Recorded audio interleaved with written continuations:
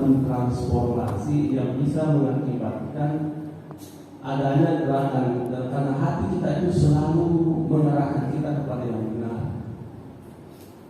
Tapi kalau hati dikuasai oleh nafsu karena pengaruh mata, sehingga hati kita rusak.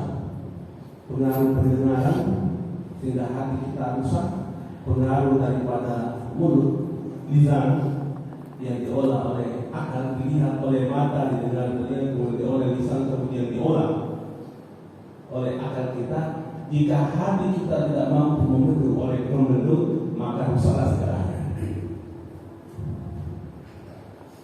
Oleh karenanya, apa hal-hal yang perlu kita lakukan, bagaimana menjaga hati kita?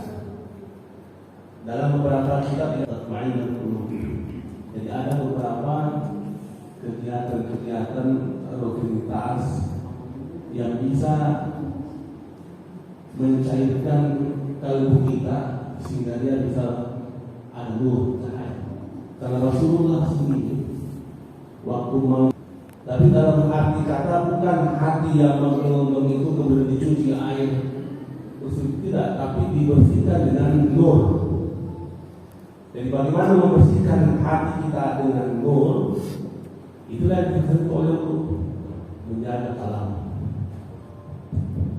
bicara ada lisan, apa yang dicium oleh hidup kita, apa yang dilihat oleh mata kita, apa yang didengar oleh telinga kita. Majlis seperti yang dimuliakan oleh Allah Subhanahu wa Ta'ala. Akhir subhanallah wa ta'ala al-hukumul ladhi ja'ala yata'adadu bis-salati al-mu'aqli bin-nari tusarul asyar.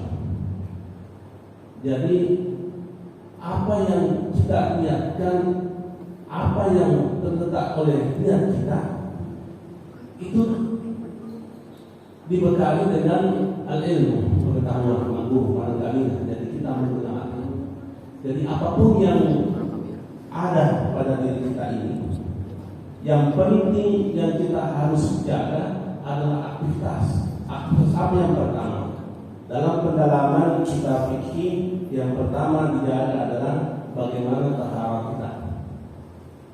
Berarti kita membaca apa yang meletakkan ada hukum-hukum yang ada pada fikih bahwa yang bisa mengakibatkan tidak sah sholatnya seseorang karena adanya najis.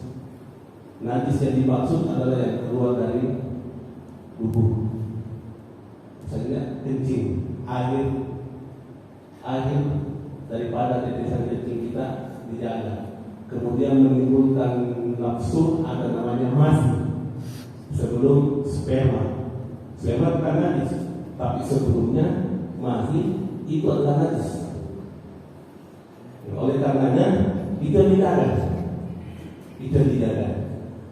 Oleh karenanya bagaimana pelatihan kita menjaga? Di sini adalah orang-orang sufi dulu katakan jenis terbuka. Ada filosofi orang-orang kita teolog, ulama-ulama dulu kita jenis terbuka. Air wudu yang tidak pernah putus. Karena orang yang berwudu pasti suci.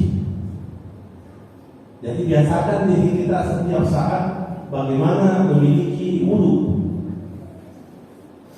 Jadi wudu mampu menjaga aktivitas kita.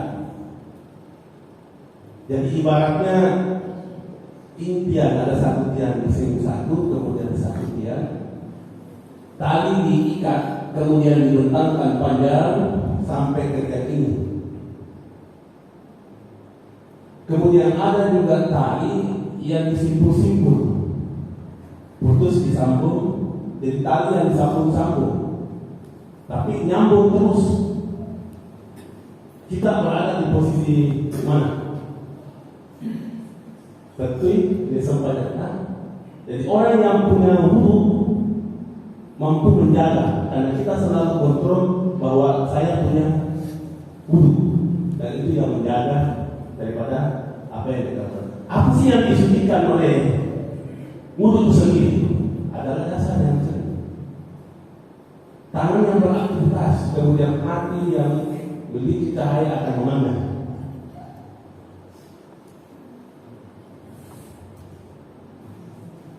Hati yang kita miliki adalah proses pensuciannya adalah zikir. Metode zikirnya tiga mau. Ada yang katakan cukup dengan kalimat Subhanallah, Subhanallah, Subhanallah, Subhanallah. Bahwa kalam Alhamdulillah atau Alhamdulillah, Alhamdulillah. Ada yang katakan Allahu Akbar, Allahu Akbar. Katakan Subhanallah, Alhamdulillah, wa la ilaha illallah, wallahu akbar. Di satu sisi ada juga yang mengatakan bahwa untuk melatih untuk tubuh ini supaya Allah kalau kita sehat, perbanyaklah bersolawat. Karena satu-satunya perbuatan yang diperintahkan Allah juga dilakukan oleh Allah. Saat diperintahkan oleh Allah, sholat diperintahkan oleh Allah, tapi Allah tidak melakukan, Tuhan tidak melakukan.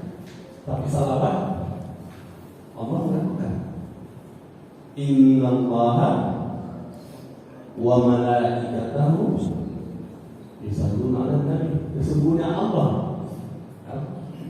Allah sendiri dan para malaikatnya, wa malaikatahu, dan para malaikatnya yusalluna 'alan nabi, bersalawat kepada Nabi. Nah, kenapa kita tidak mau bersalawat? Jadi salawat yang kita baca adalah jalan ke cahaya mengarahkan hati kita bisa sehat. Jadi kalau hati kita sehat, insya Allah semua yang dilihat oleh mata, ada yang dikatakan pengaruh mata, kalau kalbu mampu mengatasi maka selamat. Ada yang namanya pengaruh pendengaran, ada yang namanya pengaruh lisan, ada yang namanya pengaruh penciuman. Semua terkontrol lewat hati. Di bulan yang lalu yang kita bahas adalah bagaimana supaya hati kita selalu sehat. Hati kita aku bicaranya Layro kita utingi membaca. Apakah cukup dengan mandi saja? Tapi karena hati adalah konsumsinya, yang dikonsumsi hati adalah berpikir. Yang dikonsumsi mata adalah kalau sedang melihat, yang sesuai dengan akal yang ada pada dirinya, maka sudah merasa puas dengan apa yang dilihat oleh mata. Atau penasaran ingin mendengarkan sesuatu, maka ia merasa puas kalau mendengarkan sesuatu. Tapi kapan kontrol hati tidak bagus, maka tentu selalu mencari-cari ingin mendengar kejelekan orang lain. Dia merasa sehat, merasa bangga kalau mendengarkan kejelekan orang lain. Dia merasa bahagia sekali. Nala deci. Ini rekan mungkin nala deci. Bahasanya nala deci. Barangkali dari nala deci kemudian disebutkan lagi misalnya nala deci sudah dua yang selalu. Kemudian sampaikan lagi kepada seseorang anu yang kurang bagus, nyambung. Kemudian disambung. Oleh karenanya hati kita perlu mendeklarasi apa? Itulah gunanya kita dulu. Oleh karenanya perintah Rasulullah SAW, tidak ada kegiatan yang lain dilakukan Rasulullah SAW kecuali duduk tafakur. Gimana saya duduk bertafakur? Tidak mesti. Membalu-balu sambil menunggu untuk tafakur. Perbaiki posisi anak oleh Allah. Astagfirullah. Bukan cuma hati kita sendiri. Karena hati punya mata. Mata jasmani kita punya batasan. Dikatakan sini, mata kita hanya mampu melihat apa yang tidak dihalangi oleh tembok dinding. Sekarang kita di dalam masjid ini ingin memandang mana mampu, terbatas. Tapi begitu mata hati kita dibuka, mata lahirnya kita tutup, maka kita mampu melihat itu jendela rumahku, ini pintunya, di sini lorongnya. Kalau kita tutup mata lahirnya kita buka mata hati kita mampu melihat di sini pintunya, di sini ini, di sini ini. Oleh karenanya, karena hati orang mukmin, hatinya orang muslim, hanya hati yang suci dan bersih mampu menghafal Al-Quran 30 juz. Kalau itu dilakukan dengan penuh keikhlasan dan suci, maka Al-Quran itu cahaya hati dengan cahaya Al-Quran saling menyatu, masuk dan diambil dalam otak kiri dan kanan kita ini, maka mampu kita menghafal Al-Quran. Cuma kita secara belum ada yang bisa menghafal orang yang punya kita. Tapi tak kala mata hati kita error lagi lepas pada saat imam, karena antara mata hati dengan ini ayat yang dominan, maka terkadang kita lupa menyambung ayat tersebut. Dan harus selalu di darah. Biar bagaimana, saya waktu masih di Mangkoso sempat menghafal 4 juz. Karena syarat untuk keluar dari pondok pada tahun 90 untuk bisa tamat aliyah minimal 4 juz. Dan kita diujikan tarawih, imam tarawih bulan Ramadan. Kalau kita tidak hafal tidak bisa pulang kampung. Terpaksa digesok dihafal. Sampai mau dari pulang kampung bukan karena kita mau pulang kampung, biar bagaimana caranya dihafal itu Al-Quran. Dan begitu di Mesir dipersyaratkan lagi 10 juz. Begitu kembali terlepas lagi dengan cahaya hati sudah mulai keluar daumannya, tidak normal bisa sambung. Coba disambung. Tapi kalau memang yang hafiz khusus, karena bacaan Al-Quran bukan hanya tapi hati yang menyinari kita, sehingga orang-orang tua dulu kita cukup mengambil air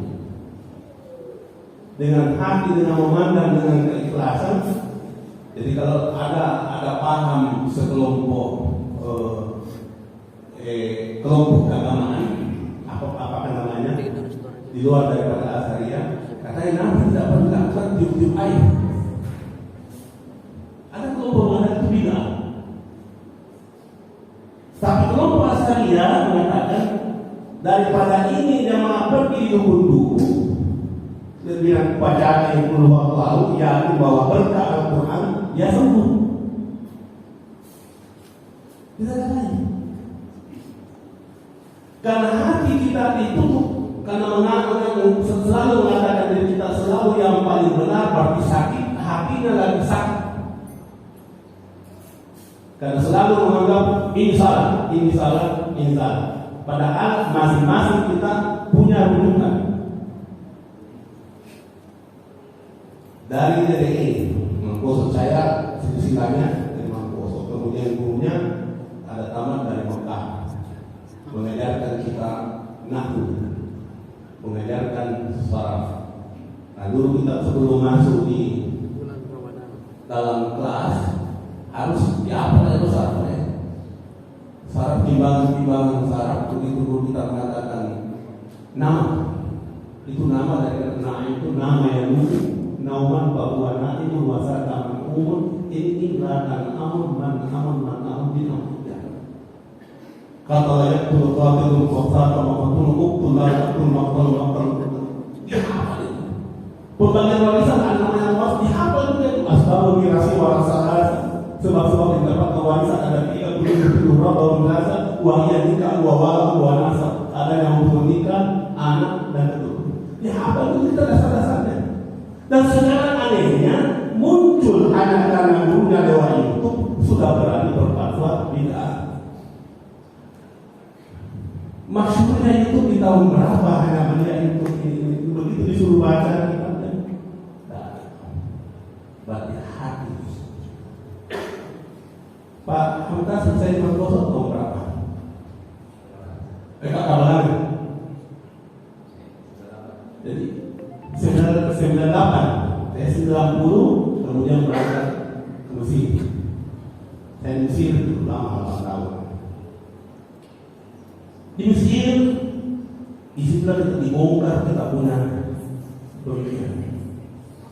Dan wajib membaca apa sih kaidah-kaidah yang dibawa oleh empat mazhab ini.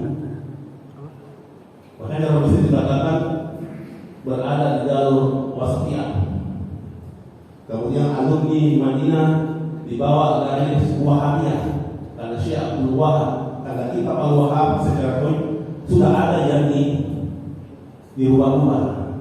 Dan kalau ini kita perdebatkan maka qalbun marid terjadi sakit hati. Hati kita sakit karena selalu mengatakan saya yang paling benar. Masalah ini tidak sesuai dengan dan segala macamnya. Oleh karenanya menurut dalam kitab Atibul Qulub ini klinik hati, salah satu yang bisa menyelamatkan kita adalah bermashablah kepada pemerintah.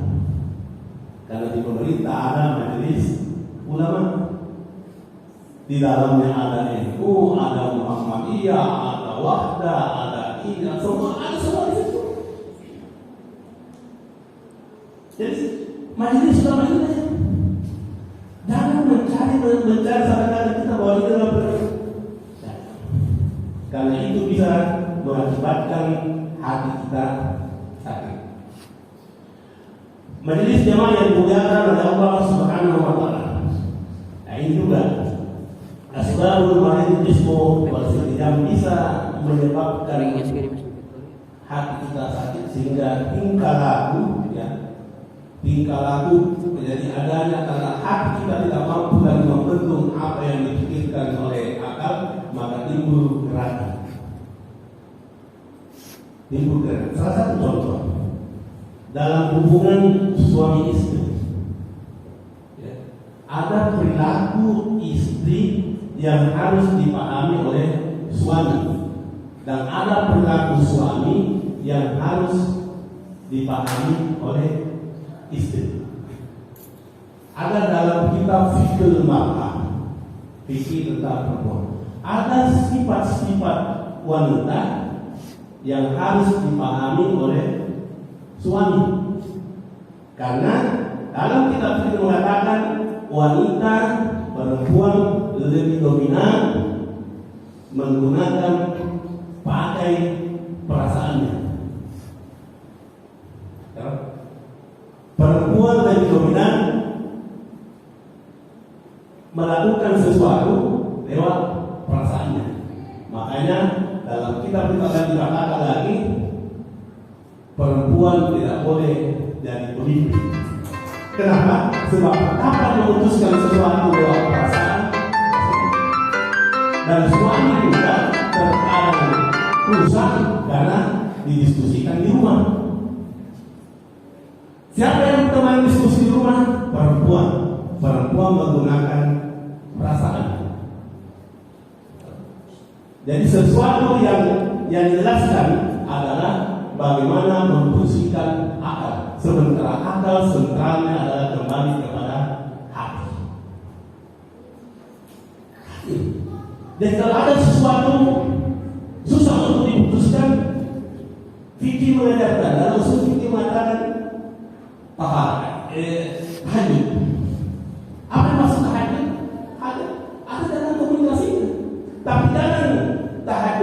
dijadikan sebagai ada kepentingan. Lalu dia bangun tahajud karena ada proyek. Begitu proyek tidak kotor, tahan lagi. Ayo, tidak ada tahajud, tidak diterima Tuhan. Bahkan ada yang muslim. Contoh saja sederhana. Kita sudah diberikan jaminan khusus selain daripada yang diterima oleh Rasulullah Muhammad SAW. Sholat itu 5 satu paket. Ya, saya pernah meneliti dalam komunitas Halawiyah dalam disertasi saya amati tentang fungsi barakah. Tiganya sebarakah dalam menurut pemahaman konsep ahli fikih. Saya mengamati itu di dalamnya sampai mati. Ternyata apa yang dilakukan untuk mencapai barakah? Tidak ada lain bagaimana membersihkan hatinya. Pelatihan hati kita. Ada juga yang mengatakan sembahyang terus, ya sholat banyak rakaatnya, tapi salah caranya, tidak sesuai dengan konteks. Ada lagi yang memahami yang hitam apa namanya? Tidaknya bahwa itu arti ibadah. Orang ahli ibadah tidak mau dia tahu bahwa dia ahli ibadah. Karena dari semua buku-buku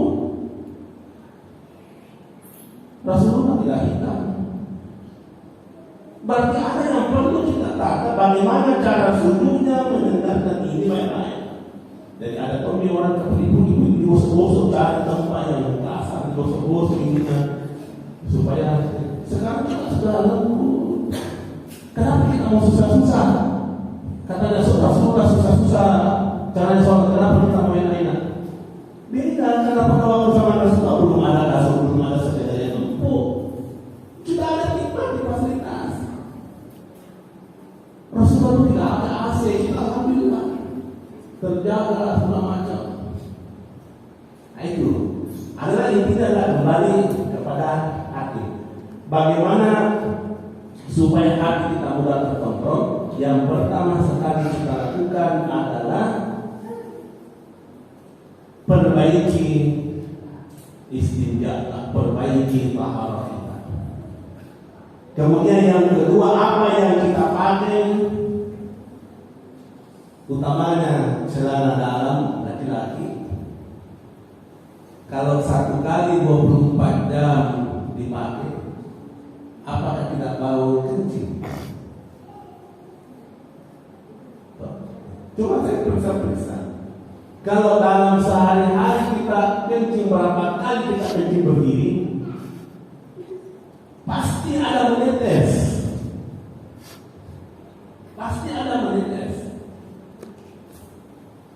Kalau tidak percaya, lakukan mulai besok. Ambil tisu, bungkus itu lebaco.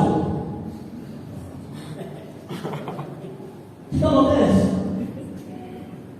Kalau itu bisa membuat katanya. Jadi menurut setelah hati kita, kalau kita mampu dari hati yang menggerakkan kita, benar tak ya?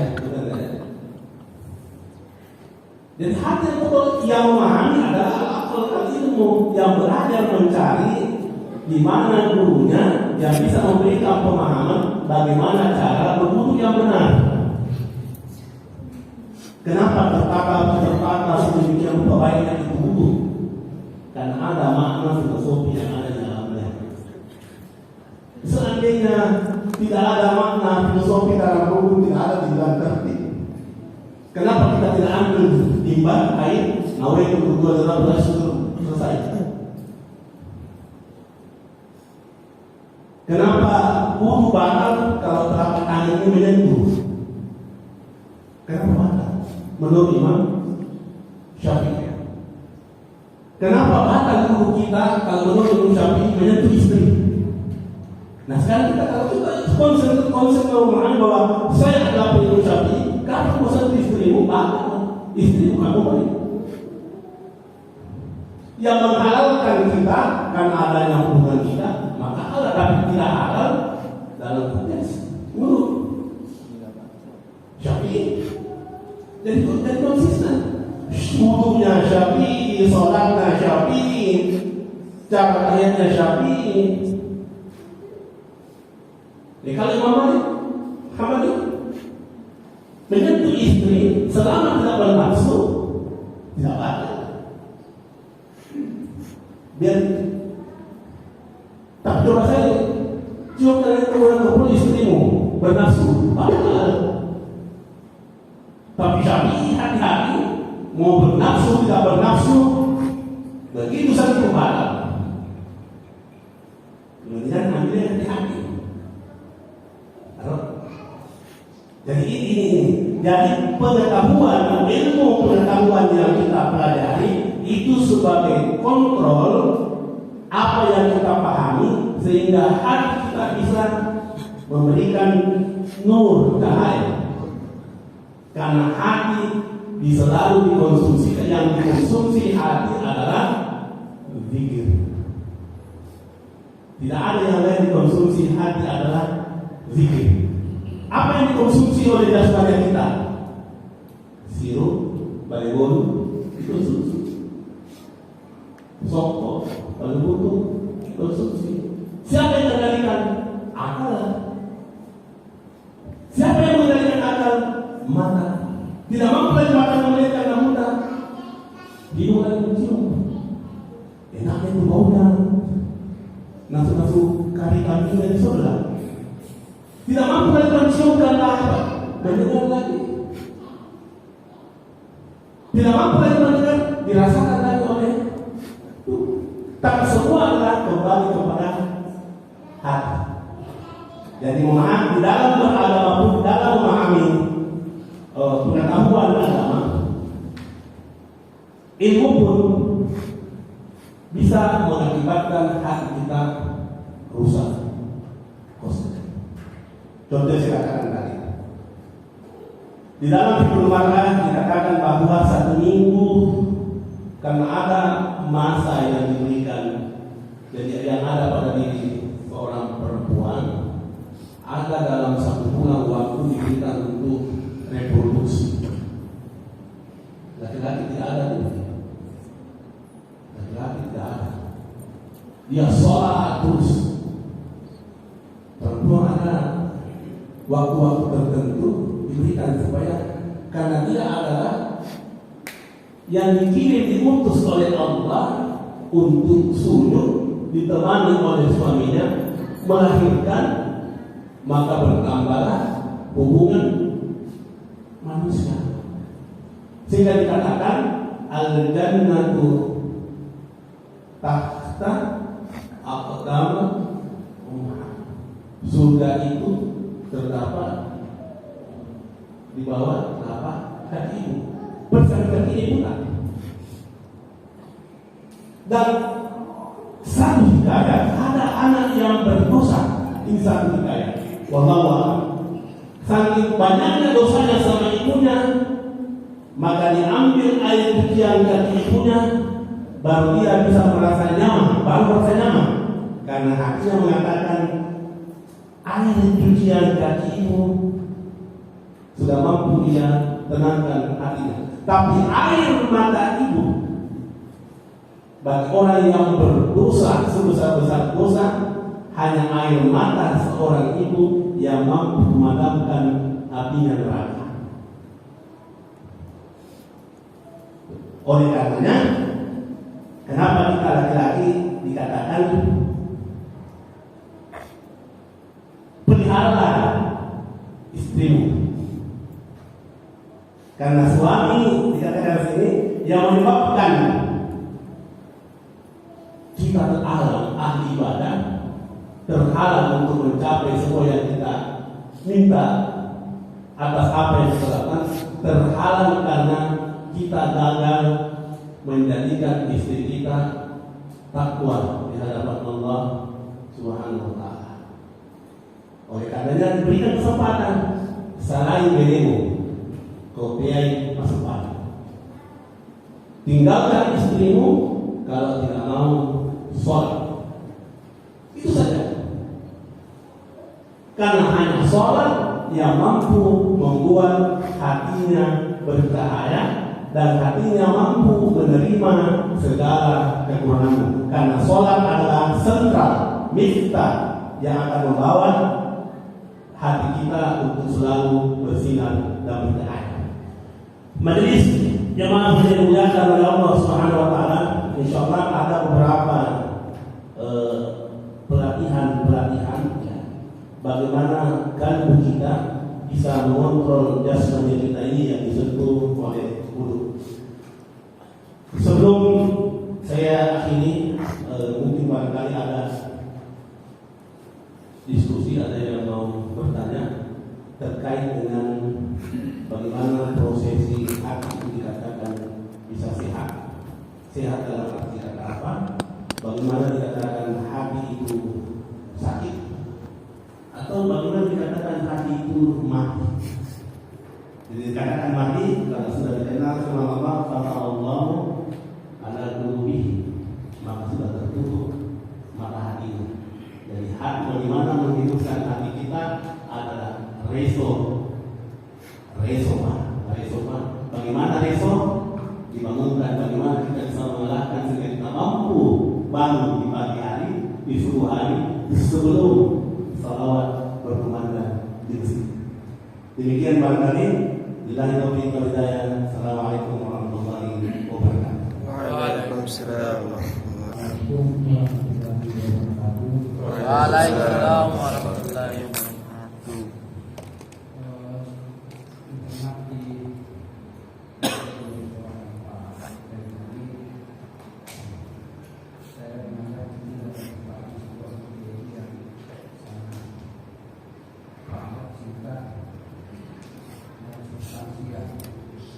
Kenapa? Karena menurut hemat saya, jika kita melihat sesuatu yang seperti ini, maka semuanya bersumber dari hati. Dalam konteks hati, kalau kita mau mencermati dalam kajian agama, memang ada satu hadis menjelaskan bahwa jika hati baik, maka semuanya baik, dan jika hati rusak, maka semuanya rusak. Artinya bahwa hakikat daripada seluruh aktivitas kehidupan manusia sesungguhnya itu bersumber dari hati. Nah, saya mencoba untuk mengkaji terkait dengan berbagai banyak hal sebenarnya kalau kita mencermati penjelasan dalam agama. Dan selalu saya tekankan kepada pendeta keluarga bahwa ada dua hal yang patut Anda jadikan sebagai suatu hal untuk menjadi perisai. Satu yang dihindari dan satu yang harus dilakukan. Dan itu ditegaskan dalam Al-Quran. Firman Allah mengatakan bahwa jika manusia mau mencermati